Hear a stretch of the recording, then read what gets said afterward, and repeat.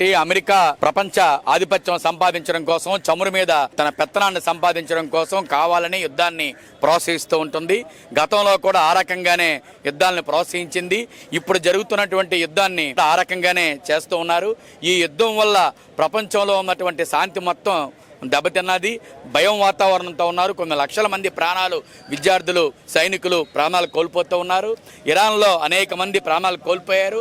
అనేక సంపద, శక్తి సామర్థ్యాలు, సైన్యం తన నిధులు అన్నీ కూడా ఖర్చు పెట్టాల్సిన పరిస్థితి వస్తుంది. మొత్తంగా చూసుకున్నప్పుడు అమెరికా యొక్క యుద్ధ దాహానికి ప్రపంచం అనేది ఆర్థిక సంక్షోభంలో కూరుకుపోతూ ఉంది.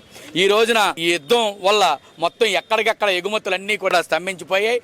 మన దేశం నుంచి దిగుమతి చేసుకోవాల్సినవి కానీ, మన దేశం ఎగుమతి చేస్తున్న ఆహార ధాన్యాలు కానీ, ఎలక్ట్రానిక్స్ గూడ్స్ కానీ, పప్పు దినుసులు కానీ, ఇటువంటివన్నీ కూడా ఈరోజు ఆగిపోయాయి. దీని ప్రభావం ముఖ్యంగా చమురు రంగం మీద విపరీతంగా పడుతుంది. ఇప్పటికే చమురు ధరలు పెరిగే ప్రమాదం, ఆకాశాన్ని అంటే ప్రమాదం కనబడుతూ ఉంటుంది. మన దేశంలో అనేక రాష్ట్రాల్లో ఎల్పిజి దొరక్కపోవడం వల్ల కొన్ని రాష్ట్రాలు బంద్ కూడా ప్రకటించాయి. చమురు నిక్షేపాలు నిల్వలు తగ్గిపోవడంతో ప్రతిదీ కూడా మనం దిగుమతి చేసుకోవాల్సిన పరిస్థితే కాబట్టి ఆర్థికంగా చాలా నష్టపోయే ప్రమాదం అనేది ఉంది. ఇప్పటికే గ్యాస్ మీద దీని ప్రభావం పడింది. 25 రోజులు తగ్గు లేకుండా ఉంటేనే గ్యాస్ బుక్ చేసుకుంటామని చెప్పారు. 60 రూపాయలు యుద్ధం స్టార్ట్ అయిన వారం రోజుల్లోనే పెంచారు. కమర్షియల్ ధరలు ఇంకా పెంచారు. కాబట్టి ఈ గ్యాస్ ధరలు, చమురు ధరలు పెరిగితే మొత్తం ప్రపంచంలో ఉన్న పౌరులందరూ వాడే అన్ని వస్తువుల మీద ధరలు పెరిగే ప్రమాదం ఉంది.